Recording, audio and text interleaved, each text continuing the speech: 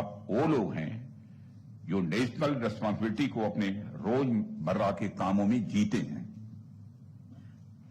आपका हर डिसीजन, आपका हर सिग्नेचर कहीं न कहीं राष्ट्र की सुरक्षा से ये जुड़ा होता है। इसलिए आज जब मैं आप सबके बीच उपस्थित हुआ हूं तो मैं देश के लिए इंडियन डिफेंस स्टेट सर्विस यानी आईडीएस के योगदान की सराहना करता हूं। लगभग 200 वर्षों से भी अधिक समय से आईडीएस ने जिस परंपरा और जिस विरासत का निर्माण किया है उसकी जितने भी सराहना की जाए मैं समझता हूं वह कम है। आज हमारी डिफेंस स्टेट्स का दायरा कितना व्यापक और कितना महत्वपूर्ण है, इसे सिर्फ इस बात से समझा जा सकता है कि आप लोग 17 लाख एकड़ से भी अधिक डिफेंस लैंड का मैनेजमेंट करते हैं। यह कोई, मैं मानता हूं, साधारण जिम्मेदारी नहीं है।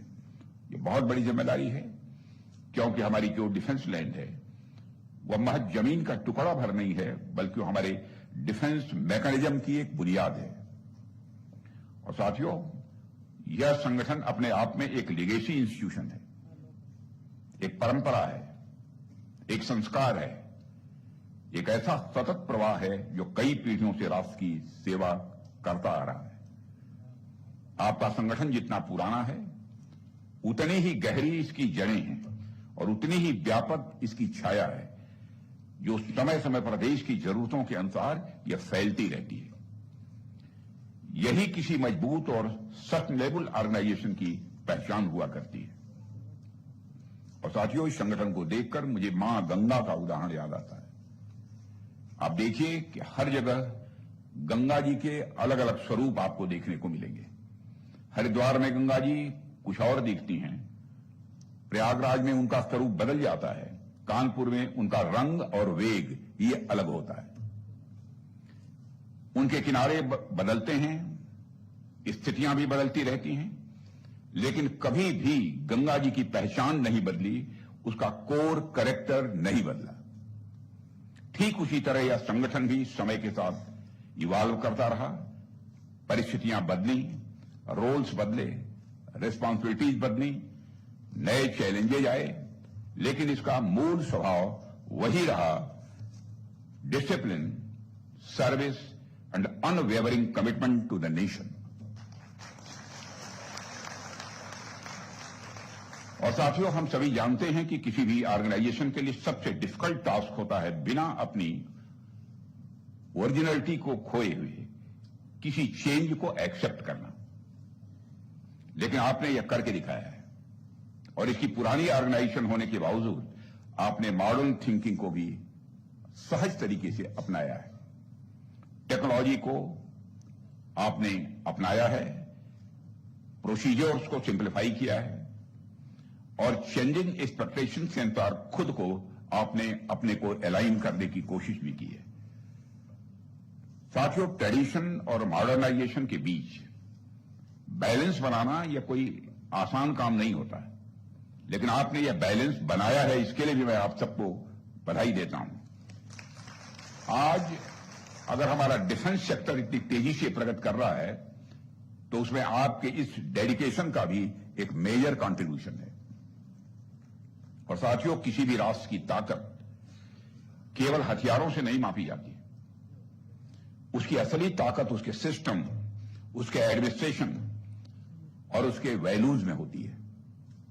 एडमिनिस्ट्रेशन अगर ईमानदार, ट्रांसपेरेंट और सेंसिटिव हो तो उस राष्ट्र की सबसे मजबूत ढाल बन जाता है। रक्षा संपदा संगठन इसी एडमिनिस्ट्रेटिव इथोस का मैं मानता हूं अपने में एक उदाहरण है। आज जब हम न्यू इंडिया की बात करते हैं, नए भारत की हम बात करते हैं और 2047 तक विकसित राष्ट्र की बात करते हैं, तो उसमें ट्रांसपेरेंसी, एफिशिएंसी और अकाउंटेबिलिटी जैसे शब्द अपने आप जुड़ जाते हैं। और मुझे प्रसन्नता है कि आपके कार्यों में यह पूरी तरह से साफ तौर पर दिखाई देता है। चाहे डिजिटल लैंड रिकॉर्ड्स हों अथवा सैटेलाइट इमेजरी का उपयोग हो या इनक्रोचमेंट रिमूवल की कार्रवाई हो, हर जगह एक स्पष्ट इंटेंट नजर आता है। और साथियों, इन्वायरमेंट कंजर्वेशन के क्षेत्र में भी आपके प्रयास मैं मानता हूं कि यह रिमार्केबल है, उल्लेखनीय है। छावनियों को ग्रीन और क्लीन बनाना, वाटर कंजर्वेशन पर काम करना, वेस्ट मैनेजमेंट में साइंटिफिक अप्रोच अपनाना, यह दिखाता है कि सुरक्षा और सस्टेनेबिलिटी साथ साथ दोनों चल सकते हैं और यह आने वाले समय के लिए एक मॉडल बन सकता है। एजुकेशन और स्किल डेवलपमेंट के क्षेत्र में भी आपके प्रयास सराहनीय हैं। आज हमारी छावनियों में रहने वाले स्टूडेंट्स आर्टिफिशियल इंटेलिजेंस और रोबोटिक्स जैसे क्षेत्रों में भी आगे बढ़ रहे हैं और यह जरूरी भी है, क्योंकि आज जब सारी दुनिया टेक्नोलॉजी ड्रिवन हो रही है, आर्टिफिशियल इंटेलिजेंस और डाटा मैनेजमेंट की बात हो रही है, तभी आवश्यक है कि हमारे बच्चों को ट्रेडिशन और टेक्नोलॉजी के साथ जोड़ा जाए। रक्षा संपदा संगठन का डिजिटल ट्रांसफॉर्मेशन इसी संतुलन का एक उदाहरण है। और हालांकि मैं यह भी कहना चाहूंगा कि आने वाले वर्षों में हमें कंस्टिट्यूएंट्स को और भी अधिक स्मार्ट, ग्रीन और सिटीजन फ्रेंडली बनाना है। और इस संबंध में मैं आश्वस्त हूं कि यदि आपका ऐसा ही एफर्ट आपके बने रहे, ऐसा ही प्रयास चलता रहा, इस लक्ष्य को भी हम हासिल करने में कामयाब होंगे। हमें ऐसा एडमिनिस्ट्रेशन डेवलप करना है जो और ज्यादा सरल हो, सरल होने के साथ ही साथ रिस्पॉन्सिव हो और भविष्य के प्रति भी वह सजग हो। इसलिए आज का यह अवसर सेलिब्रेशन के साथ साथ रीअफर्मेशन का भी एक अवसर है। इस बात को दोहराने का भी अवसर है कि हम इस ऑर्गेनाइजेशन और राष्ट्र के प्रति अपने कर्तव्य को सर्वोपरि रखेंगे। साथियों, चूंकि आप सबकी ड्यूटीज का बड़ा हिस्सा भूमि से जुड़ा हुआ है, लैंड से जुड़ा हुआ है, इसलिए मैं इस इंपॉर्टेंट टॉपिक पर भी कुछ बातें आपसे करना चाहूंगा। आमतौर पर जब हम राष्ट्र की बात करते हैं तो अक्सर हमारे मन में बड़े बड़े शब्द आते हैं, सिक्योरिटी, डेवलपमेंट, पावर, टेक्नोलॉजी वगैरह वगैरह। लेकिन इन सबकी जड़ में वह भूमि है, वह जमीन है जिस पर हम खड़े हैं, जिस भूमि पर हमारे संस्थान खड़े हैं, जहां से सैनिक अपनी ड्यूटी पर निकलता है, जहां नागरिक अपना जीवन बनाता है। यह भूमि ही तो राष्ट्र की पहली पहचान होती है। अगर हम इतिहास के पन्ने पलटें तो पाएंगे कि मानव सभ्यता की शुरुआत भी भूमि से ही हुई। जब मनुष्य ने कृषि शुरू की तभी समाज बना, संस्कृति बनी और व्यवस्था बनी। रोटी भूमि से आई, कपड़ा भी भूमि से मिला, मकान भूमि पर ही खड़ा हुआ, हमारी पहचान भी भूमि से जुड़ी। तब न कोई कानून था, न कोई फाइल थी, लेकिन फिर भी भूमि का सम्मान बना हुआ था। इस देश में तो हम लोग वैसे भी भूमि को कोई भौतिक वस्तु नहीं मानते हैं, बल्कि वह एक इतिहास होती है, स्मृति होती है और भूमि को हम माता तुल्य मानते हैं। यह हमारे भारत की परंपरा है और मैं मानता हूं कि यह सब सारी चीजें हमारी भविष्य की नींव होती हैं।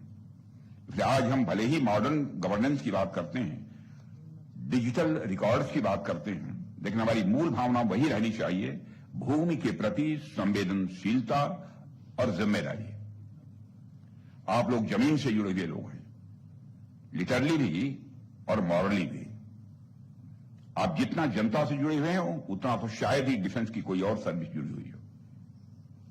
जनता आपके ऊपर भरोसा करती है, इसलिए आपका काम केवल भूमि का प्रबंधन करना ही नहीं है, बल्कि जनता के उस भरोसे को संभालना भी है। यह आप ही की जिम्मेदारी है।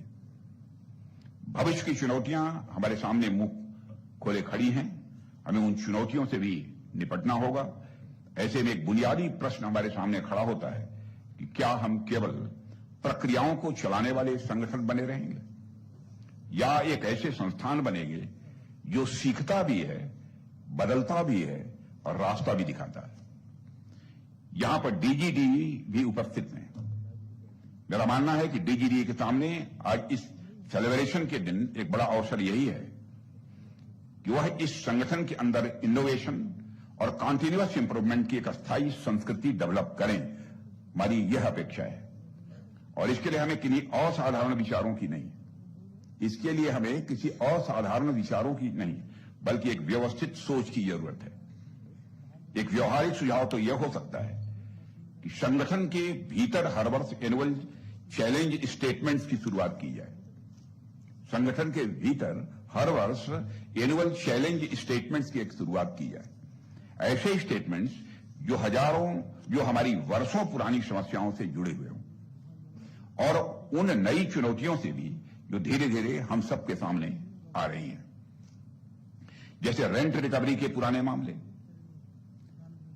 और लीजिंग कंप्लायंस से जुड़े विवाद और इसके साथ ही रोजाना नई आ रही टेक्नोलॉजी से रिलेटेड चुनौतियां। अगर हम इन मुद्दों को स्पष्ट रूप से चिन्हित करें, आइडेंटिफाई करें और फिर अपने ही अनुभवी अधिकारियों, युवा सोच वाले अधिकारियों और विशेषज्ञों को आमंत्रित करें तो वे नए समाधान सुझाएं, तो यकीन मानिए कि हम केवल छोटे सुधारों तक ही सीमित नहीं रहेंगे, बल्कि ट्रांसफॉर्मेटिव चेंज की दिशा में हम आगे बढ़कर रहेंगे।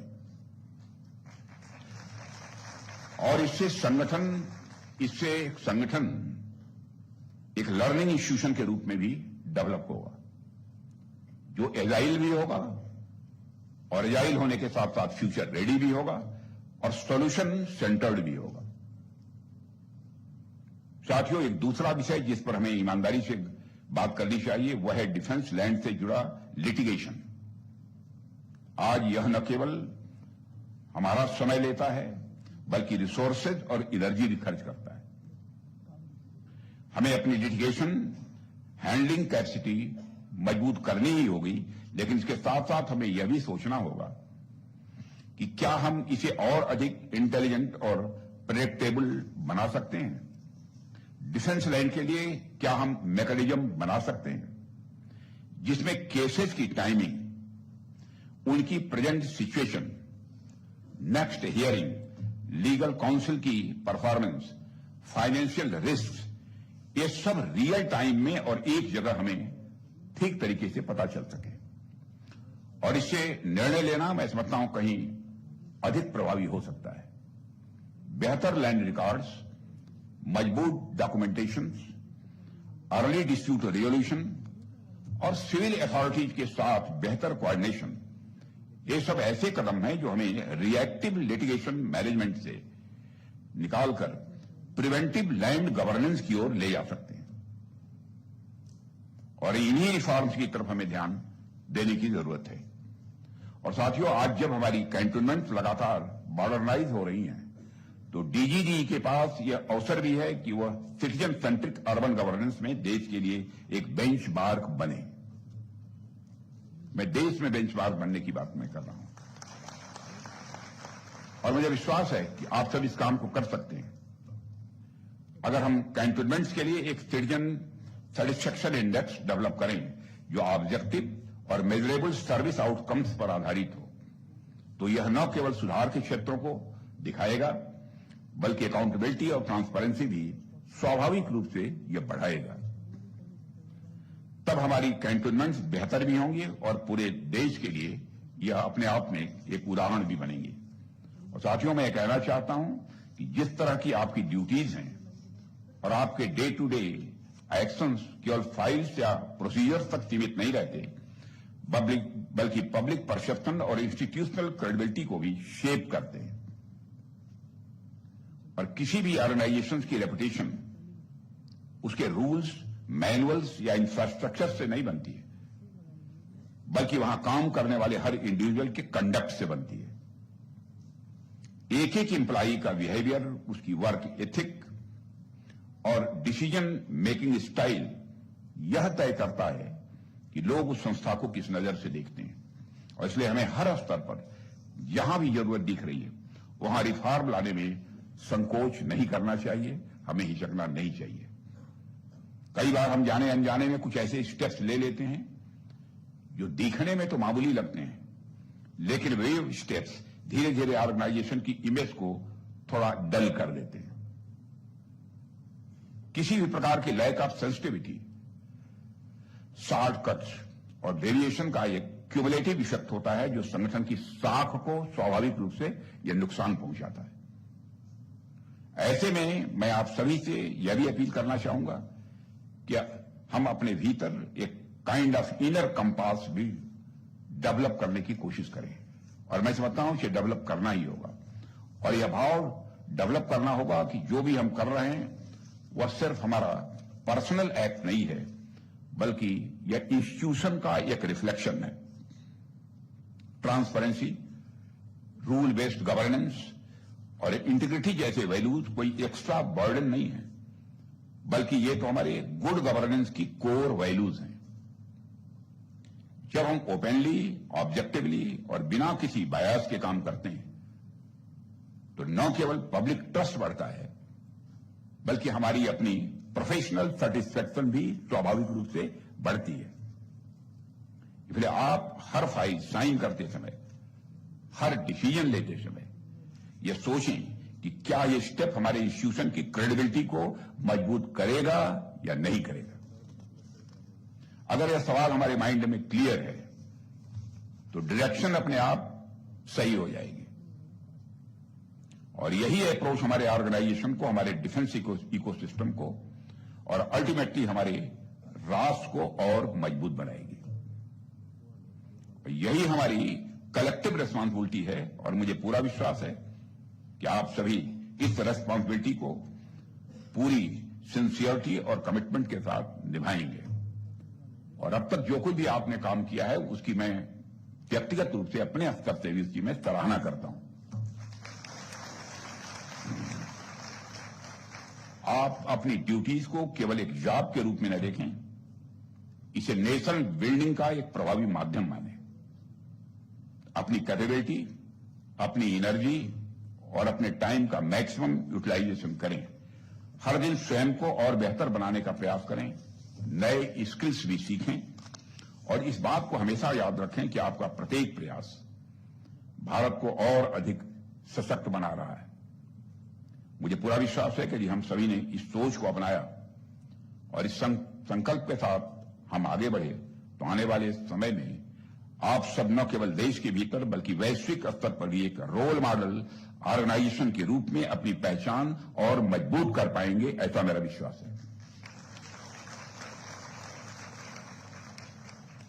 और मैं मानता हूं कि आपको डीजीडी के रूप में बहुत ही एक डायनेमिक और बहुत ही कैपेबल अधिकारी मिली है। शोभा जी,